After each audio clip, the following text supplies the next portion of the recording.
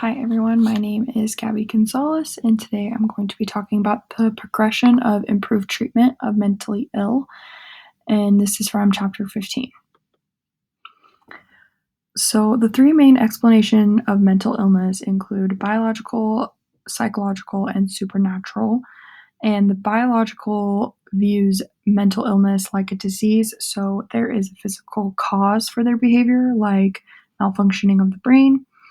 Psychological views mental illness as experiences like fear, anxiety, or frustration that influence the brain.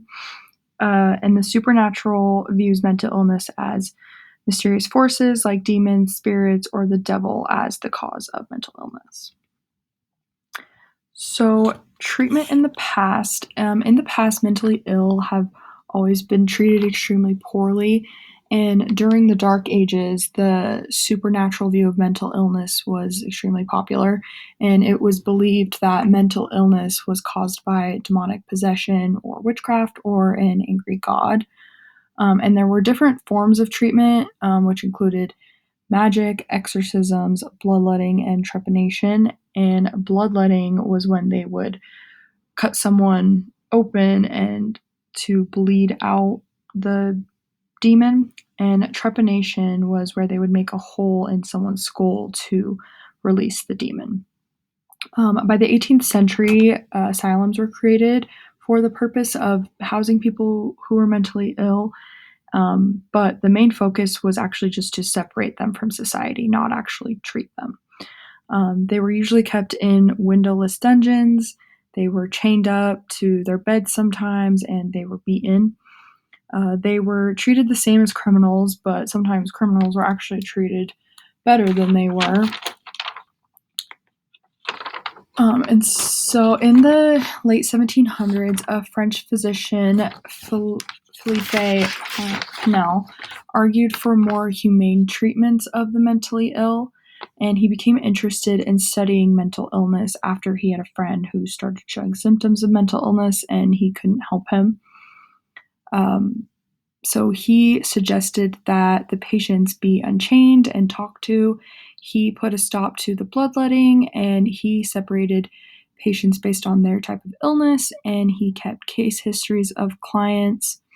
And he did this for his patients at Basset Asylum and also La Salpêtrière in Paris in 1795. He was the director at both of those asylums. He researched with experts on mental illness and wrote articles about humane treatment of mentally ill. And when he worked there, the deaths decreased and more people that were considered cured were released. And then after his success in Europe and Europe and the U.S. started changing their treatment of the mentally ill. And some other influential figures that helped improve the treatment of mentally ill were William Tuke, Benjamin Rush, and Dorothea Dix. Emil Kraepelin was another person that made a big impact on treatments of mentally ill. He was a psychiatrist who attempted to classify mental disorders.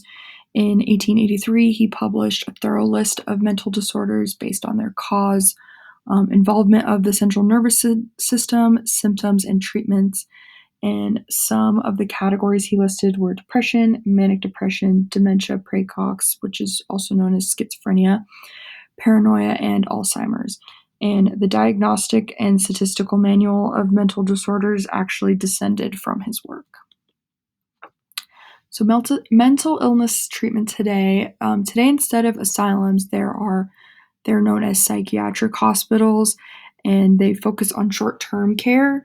And they're no longer, the people that are there are no longer treated as criminals. They're now treated as just people who need help.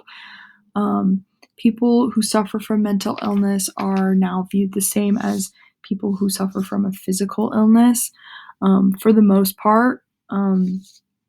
But there is now more of a focus on humane care for people that are mentally ill, and mental illness is viewed more from a biological standpoint.